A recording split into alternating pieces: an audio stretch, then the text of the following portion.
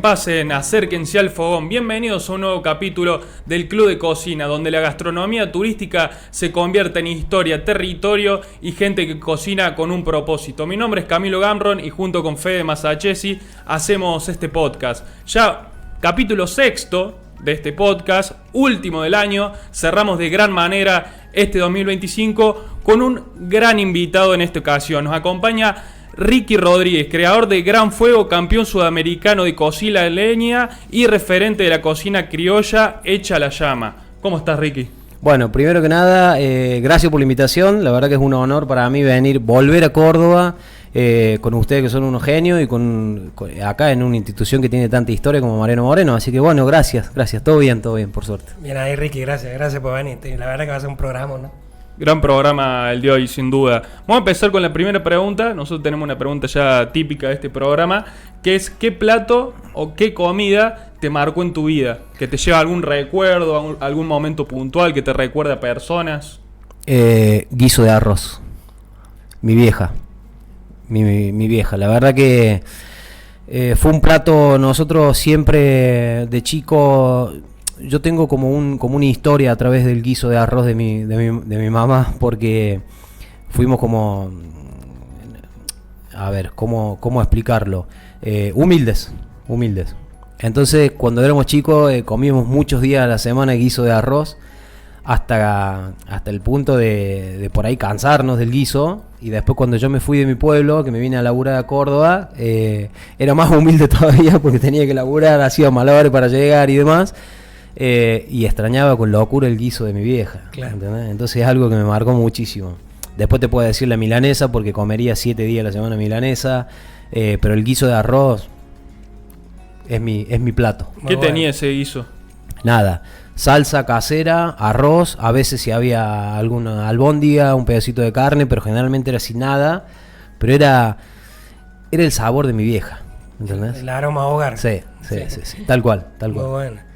Ricky, y vos, otra pregunta que nos gusta hacer y que tiene que ver con tu incursión, digamos, en la gastronomía y con los referentes que has tomado. Seguramente tu madre, por esto que voy a decir, de que cocinaba y sigue cocinando, pero un poco yendo a los fuegos en sí, que fue tu abuelo, me parece, ¿no?, el que te llevó a eso, o quién en la familia cocinaba más a tu estilo, que es tu estilo de fuegos. Sí, en realidad más mi tío, yo tengo un recuerdo, mi tío el Tata, hermano de mi papá. Tengo muchos recuerdos de chico que mi tío siempre tenía prendido el fuego, era lunes, martes, miércoles, jueves. Quería hacer una costeleta, se prendía el fuego, hacía una costeleta. Es una locura porque por ahí tiraba un vacío y en media hora lo tenía listo. Entonces es como, perdón, esa fascinación por cocinar con fuego, creo que viene más por ahí, por el lado de mi tío, que fue una persona que siempre tenía el fuego prendido. En mi casa en general, viste, es como que siempre todo fue muy casero, nunca fuimos de comprar comida hecha, entonces viene más por ese lado. ¿Eso se dio en dónde? En Deanfunes. Sí. Localidad cordobesa, también muy arraigada con esto que vos estás diciendo, ¿no? De los fuegos. Bueno, ahí hicimos el Chori Festi este año, no sé si viste que hicimos el Chori, y es una tradición esto de encender el fuego, ver lo que hay. Siempre producto local, que por ahí decimos hoy está a lo mejor un poco de moda y demás, pero que tenía que ver con la economía de la casa, con la disponibilidad de los productos. O sea, la cocina regional y la cocina local era lo que te posibilitaba comer, alimentarte. Entonces, tal cual, seguramente habrás visto algunos productitos que iban a parar a ese fuego y que vos después los has ido reversionando, mejorando, cocinando con esos productos, ¿no? Sí, tal cual. En Deanfunes hay mucha tradición con esto. Bueno, no sé si conocen, pero Deanfunes existe el Festival de Deanfunes, que es el primer pregón cancionero de domo y folclore del país, o sea, el festival más antiguo del país. Entonces hay mucha tradición con esto, con el locro, con el cabrito, con el asado. Entonces también viene por ese lado el tema de la cocina a fuego y todas esas cosas. Tu historia con la cocina, ¿cómo comenzó? Y puntualmente con el fuego, ya hablaste de tu tío, me imagino que bueno, traes referencia de allí, pero ¿cómo empezó tu historia puntualmente? Mira, mi historia con la gastronomía empezó de chico, digamos, no ejerciendo la gastronomía, pero sí siendo muy observador de las cositas que hacía mi vieja. el pan casero, la tortilla, que en Santa Fe, yo vivo en Santa Fe, se dice torta asada. Acá le decimos tortilla de grasa o lo que sea. Y después, bueno, con el tiempo, jugué un tiempo al básquet, que era otra de mis pasiones del deporte. Tuve que tomar una decisión en el medio de seguir el deporte o empezar a laburar y seguir con los estudios y demás. Así que bueno, incursioné en el mundo de la gastronomía, como empiezan más o menos todos los gastronómicos, bachero, mozo, y cuando uno va, viste, tratando de aprender nuevas cositas, como que va escalando un poquito, después tuve un delivery, después un restaurante, y bueno, después me mudé, como que empezó la historia acá, laburante de gastronomía, acá en Córdoba capital, hace bastantes años ya. ¿Y te mantuviste siempre así con esto más de oficio, digamos, el trabajo te fue llevando al aprendizaje? Bueno, en algún momento estudiaste gastronomía, ¿cómo fue eso, ese aprendizaje, digamos, en tu carrera? Sí, a ver, tuve la suerte también de chocarme con personas que me dieron una mano grande, a veces no, porque por X razones, pero siempre traté de relacionarme con gente más capacitada. Me gusta mucho aprender de gente, me gusta mucho trabajar con gente que sabe más. Eso te da la posibilidad también a adquirir conocimientos. Entonces, bueno, una cosa llevó a la otra y esto se fue haciendo cada vez un poquito más grande, se van abriendo puertas también. Creo que lo importante también de la gastronomía para poder crecer es ser buena gente, compartir, aprender y escuchar. Después todo lo otro llega solo, digamos, ¿no? Claro. Es lo que se escucha un poco de vos en el ambiente. Cuando dicen de Ricky, buena gente, ¿no? Sí, eso es lo que dice. Debe ser también por el tipo de lugar del que venís, seguramente, por lo que te tocó vivir. Pero bueno, lo entendés así de esa manera, me parece que es fundamental. En todas las profesiones, lo que pasa que en esto que también se necesita mucho de compartir, de transmitir sin intereses, sino desde la pasión y demás. Bueno, es importante, sobre todo eso, tener buenas intenciones, ser buena gente. Y bueno, Ricky, un poco también lo que hablamos recién y que me gustaría que toquemos ese tema porque por lo que se te conoce a vos, porque podés ser conocido en el ambiente por ser buena gente, pero en la actualidad, digamos, una de las cosas que hace que digan esta persona tiene un amplio alcance o es un referente, son las redes, ¿no? Sí, y vos sos, me parece, de los primeros creadores de contenido, te decía recién, que creo que se te dio por casualidad, ¿no? Pero porque ni siquiera uno pensaba en que había que prestarle atención a este tipo de cosas, pero sos un gran creador de contenido, muy escenográfico en las cosas que hace, por prestarle atención a detalles que después se terminan valorando en el público, bueno, hacer un buen fuego, a usar buena mercadería, hacerlo en un paisaje natural interesante, presentándote vos como cocinero, termina siendo al final un contenido lindo, ¿no? Sí, tal cual. Yo creo que hoy en día las redes sociales son una herramienta, creo que son la herramienta más fuerte que tiene cualquier persona para comunicación. Y obviamente que ayuda muchísimo porque te da mucho más alcance. Nosotros lo que hacemos yo siempre hablo de nosotros porque no laburo solo, digamos, tengo como mucho equipo atrás, viste, que banca a veces mi locura.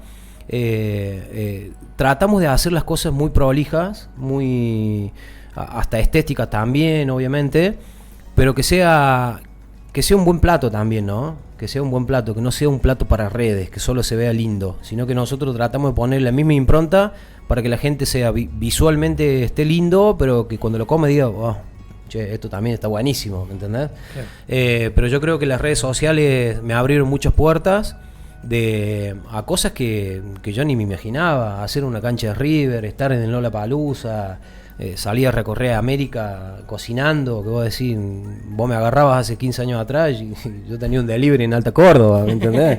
Y incluso en ese delivery yo cocinaba y hacía de delivery, y en ese momento mi exnovia me atendía el teléfono Y era una locura, hasta que me pegué un palo en la moto y puse un delivery. Pero, a ver, ¿cómo van cambiando las cosas? Porque yo en ese momento, cuando empezaba con la gastronomía, ni me imaginé que después iba a hacer una colaboración con Coca-Cola, por decirte. Claro. ¿Entendés? O sea, son cosas que se van dando en el momento y que por ahí uno no las dimensiona y que son gracias a las redes sociales. ¿Cómo arrancó tu faceta como cocinero influencer, por así decirlo, ponerle un título? Y justamente en eso de si vos laburás solo, si tenés un equipo atrás que se encarga de editar, de las cámaras, de tener en cuenta las visuales, de qué ver. No, bueno, yo soy un loco. Todo solo.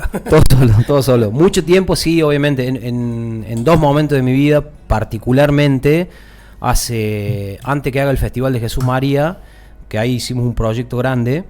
Sí, laburé con con dos agencias, una que me hicieron un restyling de la marca, con logo nuevo y un montón de cosas más, y después una anterior, pero generalmente laburo solo, los videos los edito, los subo, trato de contestar los mensajes o los comentarios, y me vuelvo loco a veces, porque cuando se te viraliza, por ejemplo, un video, yo trato de contestar a todo el mundo, y los mensajes, y laburar, o por ahí...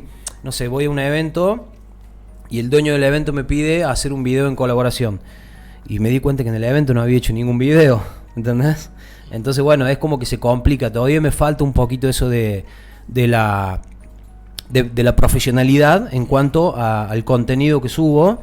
Pero eso también creo que es un poco mi impronta también, sí, ¿no? De mostrarme como puedo, lo que soy y real, digamos. Es que se nota un poco eso con lo que voy a decir. Cuando hay también un trabajo más profesional, también se lo nota más tercerizado, digamos, y con menos impronta personal. O sea, y en tu caso lo de la marca personal tiene que ver con que lo haces cuando tenés tiempo, cuando lo estás haciendo de manera real, cuando no lo hace otra persona, sino que tiene todo lo que le pones de tu trabajo. Bueno, también eso se percibe. Son decisiones también, o sea, el que lo hace de otra manera y contratando está bueno, y seguramente le permite hacer algunas cosas que si lo tuviera que hacer solo, pero como decía, tiene mucho de impronta y bueno, se nota. Ahora de hecho está un poquito por los tiempos desconectado, ¿no? Un poco más comparado a lo que hacía en un momento. Claro. Aparte es como que el ambiente también de las redes sociales creció un montón estos últimos años, y aparecieron un montón de nuevos influencers o cocineros. A mí, la verdad que, perdón, pero a mí me da vergüenza que me digan influencer.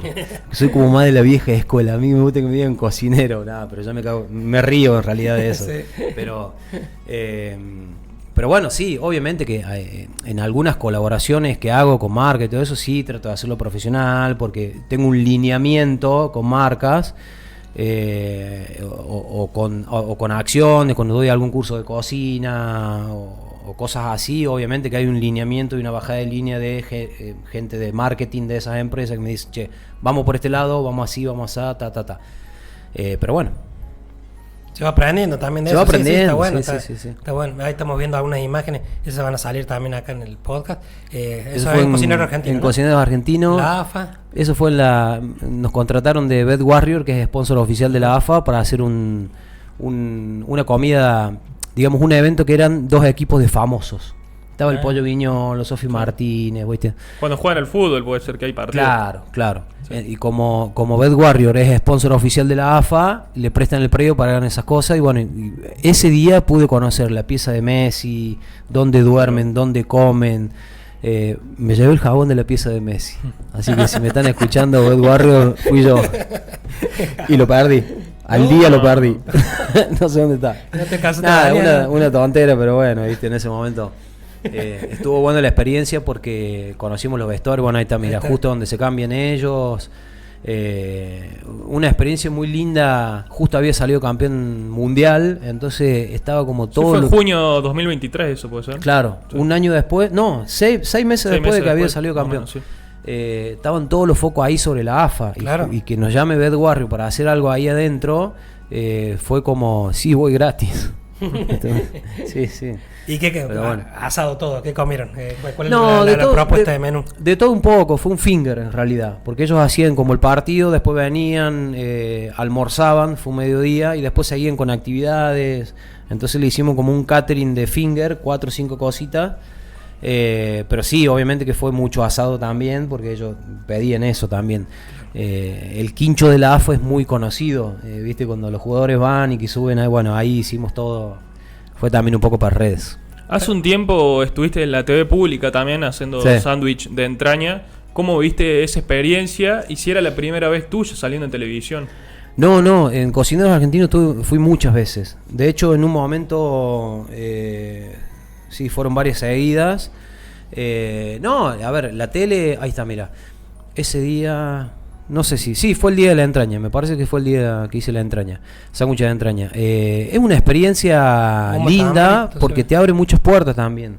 Estar en un canal, en un programa tan visto como Cocineros, sí, claro, muy federal.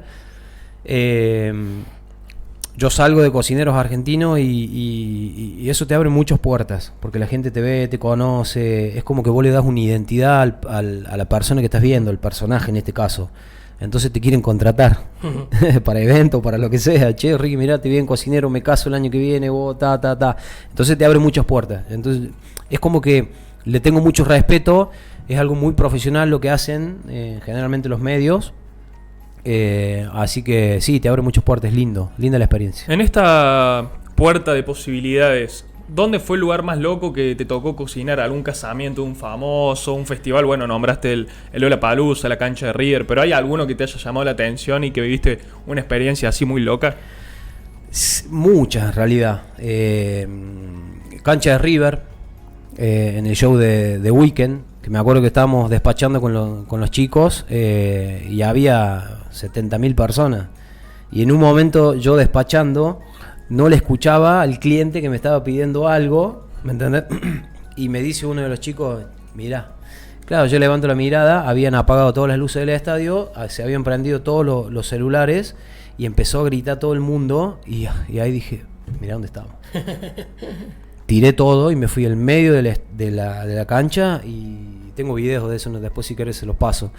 Y dije, wow, qué loco, ¿no? Porque fue... ¿Dónde te lleva la cocina? Claro. Después, no sé, Marco Antonio Solís, fue a Rafaela, que le hicimos el catering. Y nos pasó algo muy loco con mi socio, que es Vilmar de Asado Campero, que lo llaman para hacer un Corchos Rodríguez, que es el esposo de Verónica Lozano, no sé si lo conocen. Sí, bueno, de nombre, va. Corchos Rodríguez, productor de música, y trae muchas estrellas como internacionales. Bueno, la cuestión es que nos llaman para hacer un evento y no nos dicen quién era a la persona. Entonces ni Vilmar ni yo podíamos, yo estaba en Rafaela, eran 15 personas. No viajo a Buenos Aires ni en Pepe para ir a cocinarle 15 y volver. Bueno, la cuestión es que era para Eric Clapton, en la quinta de ellos. Y mandamos 2 de los pibes nuestros, salió todo bien y que esto que lo otro, pero después era tan confidencial que no nos habían dicho nosotros quién era. Incluso los pibes que trabajan con nosotros, mucho más jóvenes, no lo conocían. No saben qué. Le sacaron los teléfonos y nunca se enteraron quién era. ¿Me entendés? O sea, cocinaron como para 2 personas normales. Sí, claro. Bueno, era Eric Clapton, toda su banda, Corchos Rodríguez, Verónica Lozano, no conocían a nadie los pibes. Y después la productora nos dijo para quién era el lunes, cuando había pasado el evento. Entonces dijimos, ¿cómo no dijiste antes, boludo, como nosotros? No. Pero bueno, pasan esas cosas también que son como un poco normales también, ¿me entendés? Sí. Cuando entras a ese mundo de la cocina. ¿Y algún sueño que te haya quedado pendiente de un lugar donde cocinar? Dormir un poco más por día, ese es mi sueño. Nada.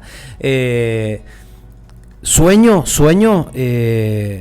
no tiene nada que ver con la gastronomía, ¿lo puedo decir? Sí, obvio. Claro. Mi sueño es tener un refugio de perros.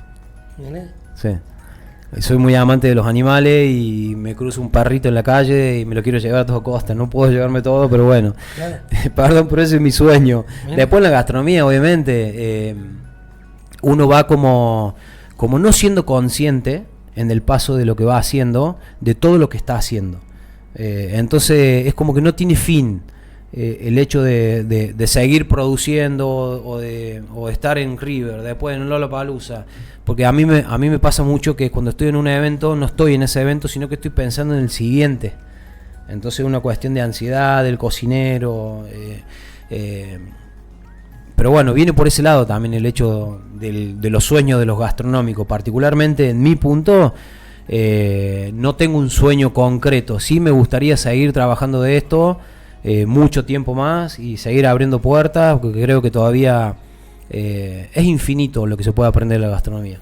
Sí, y yo te iba a consultar otra cuestión que estamos hablando de festivales y de lo que significa para vos como aprendizaje, pero todo esto también tiene que ver con cómo lo disfruta la gente, ¿no? O sea, también se ha dado y ha cambiado la forma de ver, por ejemplo, lo que vos haces y valorarlo de una manera. ¿Por qué? Porque la gente ve algo así tan imponente, tan profesional, incluso tan interactivo en algunos casos, porque la gente está ahí viendo cómo cocinas algo, cómo se lleva ese tips a su casa o se lleva esa idea de lo que es la cocina al fuego.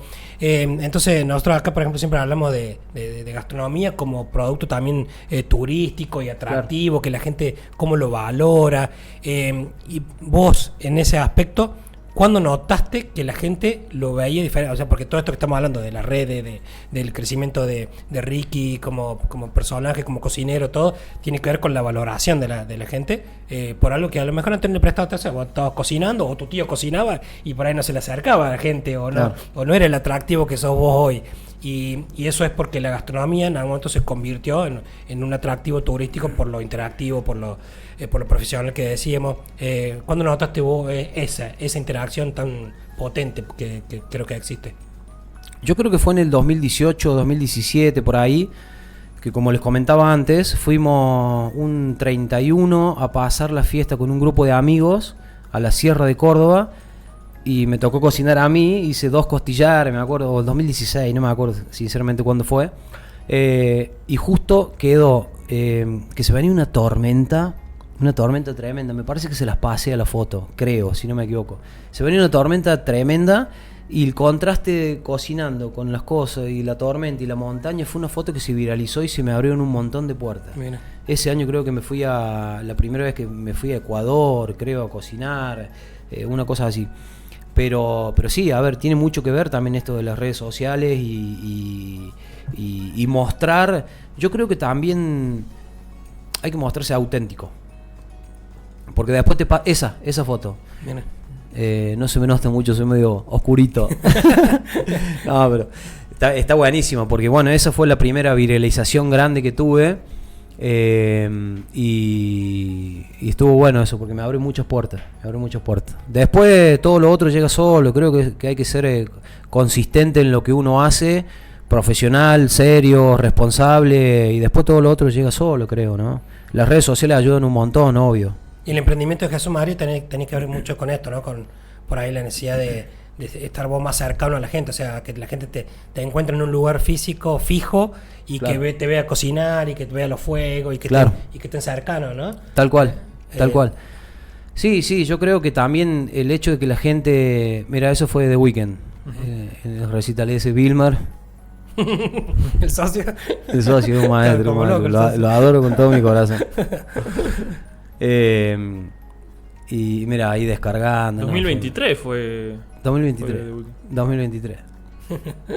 Nosotros le ponemos como mucho el cuerpo a esto, más la mente también, obviamente, pero le ponemos mucho el cuerpo porque a la gente le gusta mucho también identificarte, no solamente que te vea haciendo una receta en redes sociales, sino que le gusta mucho verte cocinando en vivo. Entonces, bueno, también es algo importante. Muy bueno, Ricky. Vamos a ir charlando porque hay varias cosas todavía que nos faltan sacarle, ¿no? Al invitado de hoy, que está buenísimo.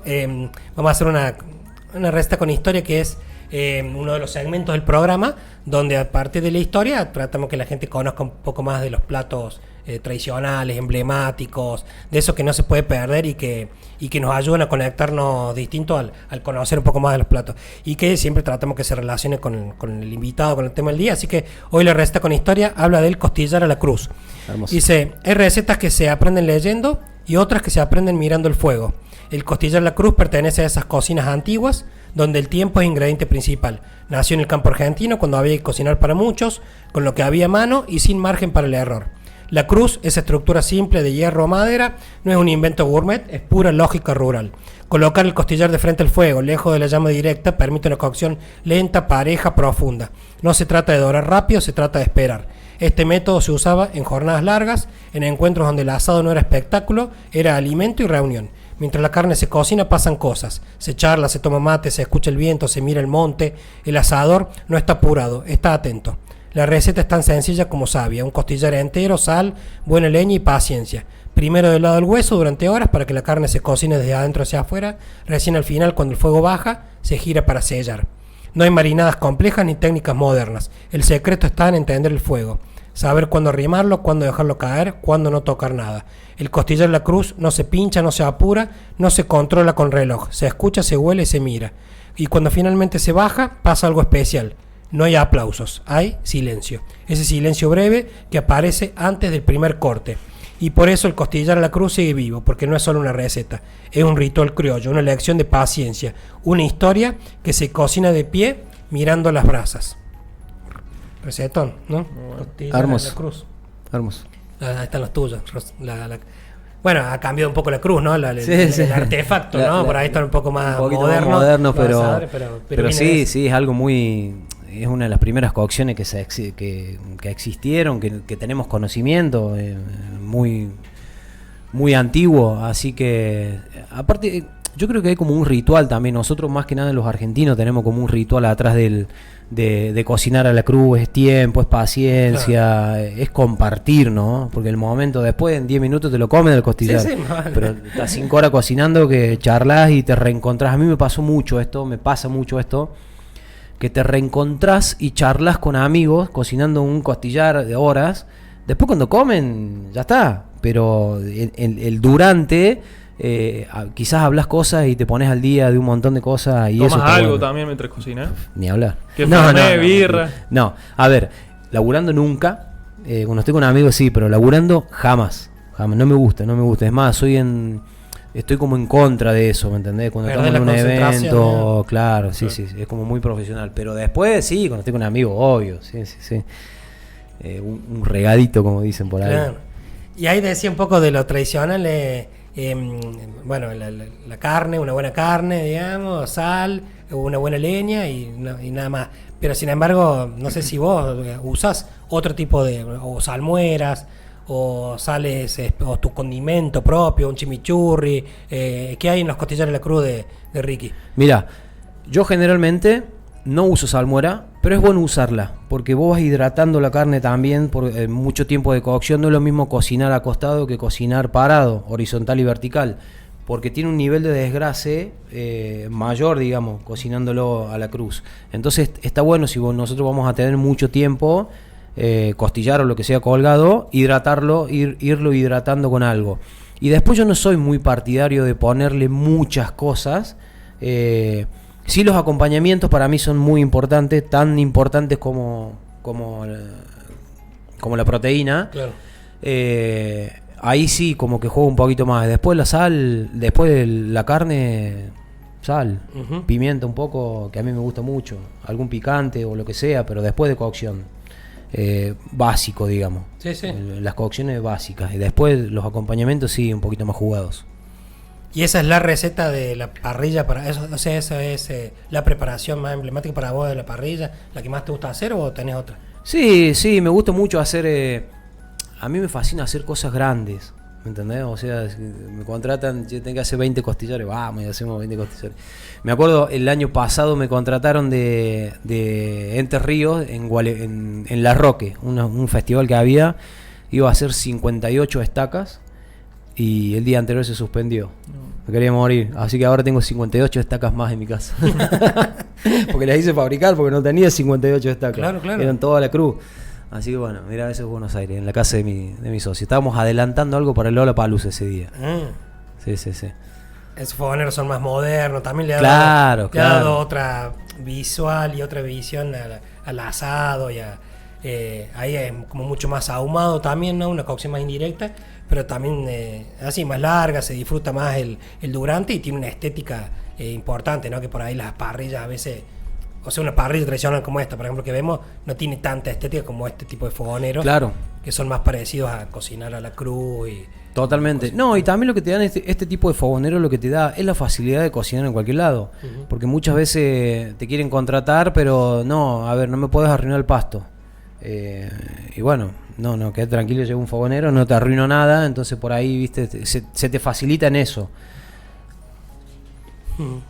Pero bueno, es lindo, digamos, ese tipo de cocciones así. Sí, linda estética. Acá hay un ping-pong que te queremos hacer así, cortito, sí, relacionado. Nosotros pusimos en las redes, avisamos que ibas a venir vos y abrimos un buzón de preguntas donde la gente participó y vamos a hacer, como dijo Fede, una especie de ping-pong. Si te parece, voy comenzando. Dale nomás. ¿Chimichurri, sí o no? Sí, una cuestión de gustos. ¿A vos te gusta? A mí me gusta. ¿Chimi cómo? Chimi clásico, nada Criollo. del otro mundo. Después, en realidad voy más por el lado de una gremolata, ponele. Con un cítrico ahí, con un Con limoncito. cítrico, con una almendrita tostada, ralladura de lima o limón. Pero chimi sí. ¿Cuál corte de carne elegís para usar y cuál está más sobrevalorado? Mira, yo lo que... a mí me gusta mucho el ojo de bife. Me gusta mucho... el vacío. Hay muchos cortes nuevos también, ¿no? Hay muchos cortes que se pusieron de moda, que antes no existían, que los cortan distinto.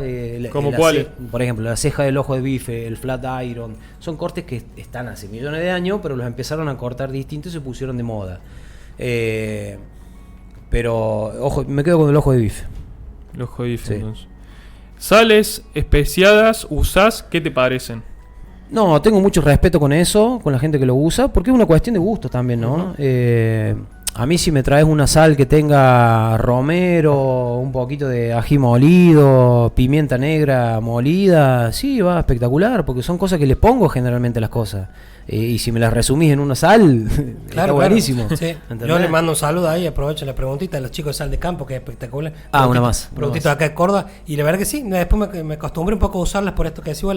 Si ya tenés los condimentos ahí y son los básicos, los que te gusta usar habitualmente y ya los tenés ahí resumidos. Y lo bueno es que no es un sustituto de sino que es la sal con los condimentos. Es simplemente practicidad, pero no es otro producto más que eso. Así que tal cual. Yo creo que también hay mucho mito con respecto a eso, ¿viste? Capaz que te agarra una persona que con más antigua y te dice, no, a mí dame sal. Bueno, pero sus gustos son gustos. Claro, sí, ¿Vos sí. querés arreglarlo es así. ¿Existe el matambre duro o está mal usado? Mal asado. Mal asado, perdón. Sí, existe el matambre duro, depende del animal. Pero yo creo que cualquier carne puede tiernizarse con una buena cocción. Depende del animal, a veces te toca un animal más grande, que más tenso, pero se puede, o sea, lo puedes hacer volver al matambre duro. Acá tenés que elegir entre tres opciones: la Cabrera, la Brigada o Don Julio. La Cabrera, la Brigada o Don Julio. Yo creo que Don Julio es muy bueno lo que hacen. La Cabrera también, los tres en realidad son tres conceptos creo que parecidos y distintos a la vez. Si vos me das a elegir uno, te diría la Cabrera o la Brigada o Don Julio, la verdad que no lo sé. Sí. Sí, tienen cada uno lo suyo, ¿no?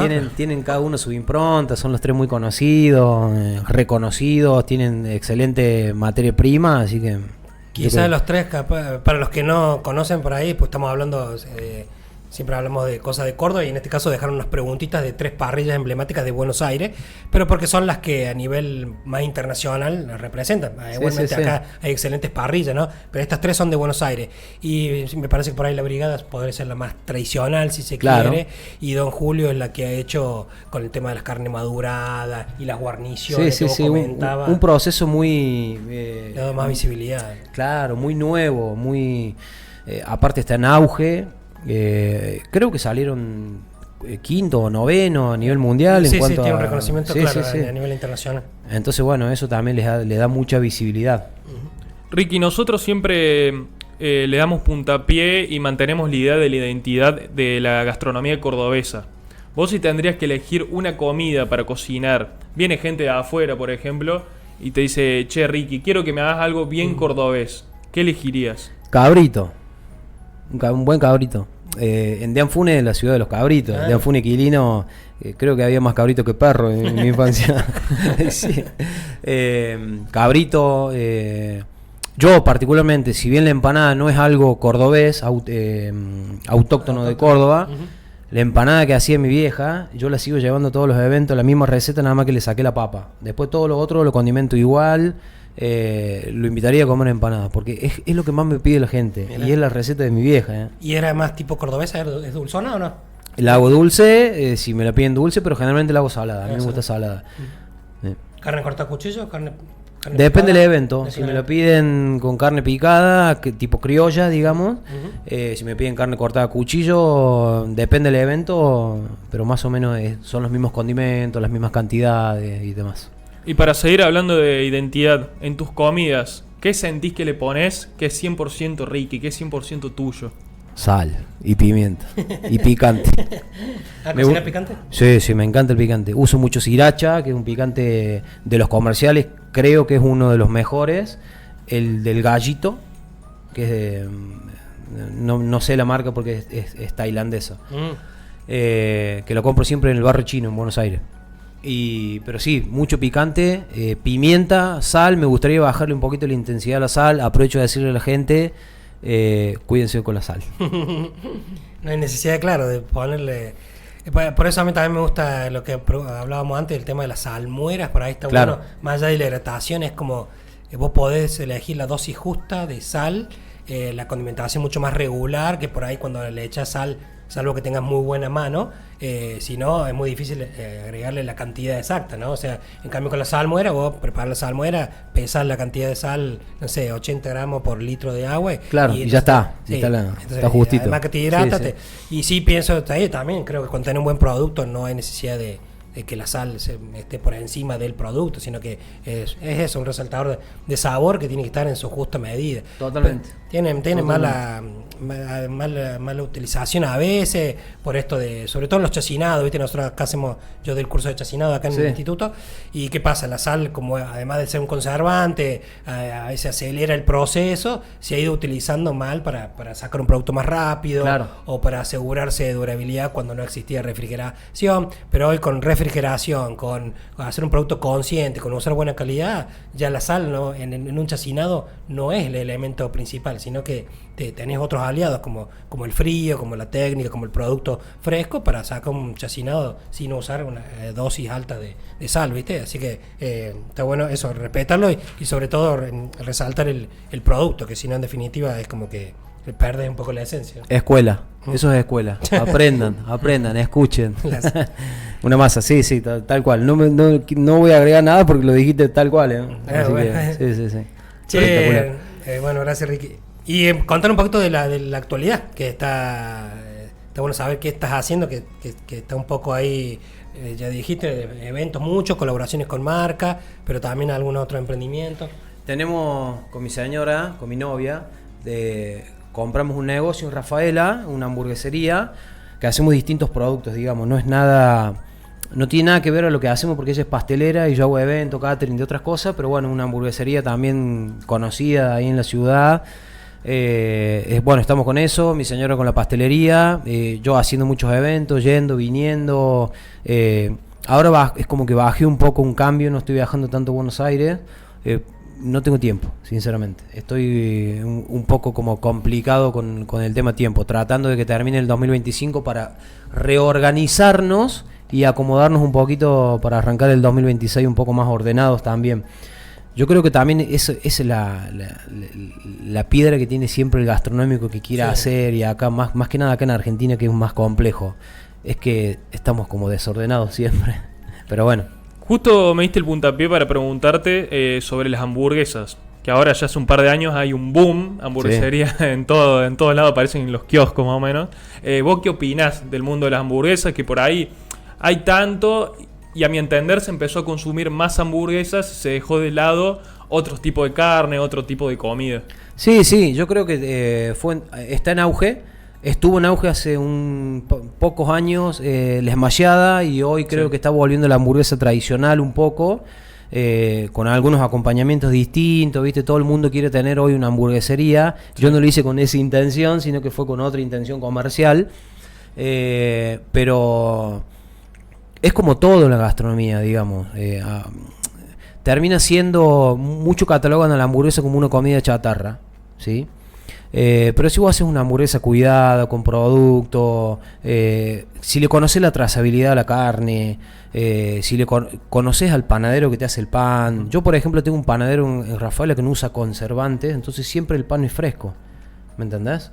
Entonces vos le estás dando un valor agregado. La papa, nosotros no servimos papa McCain, dije una marca, pero papa industrial. Uh-huh. Nosotros tenemos una máquina que pela la papa, que la lavamos, que la cortamos, ¿me entendés? Es papa natural, tratamos de que el aceite siempre esté limpio. Es como que vos le estás dando un valor agregado también al mito de la hamburguesa es comida chatarra. Sí. Ojo, no.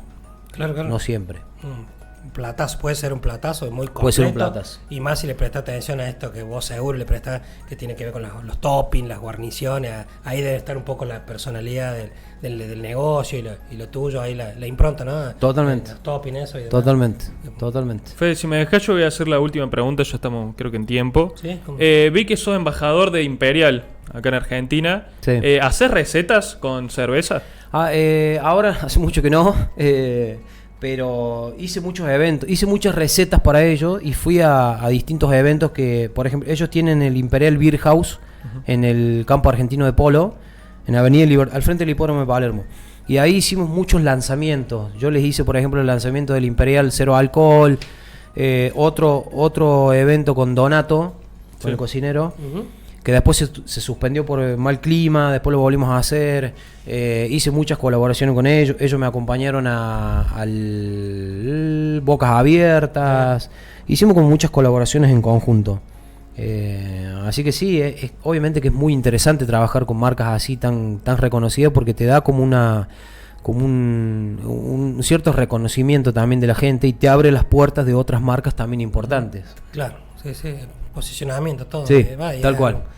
De mi parte, también un poco para ir cerrando, antes que cerremos, muchísimas gracias Ricky está llegando de viaje, viene a pasar la fiesta acá, no está viviendo en Córdoba, pero recontra cordobés, así que te damos como la bienvenida y está bueno tenerte acá.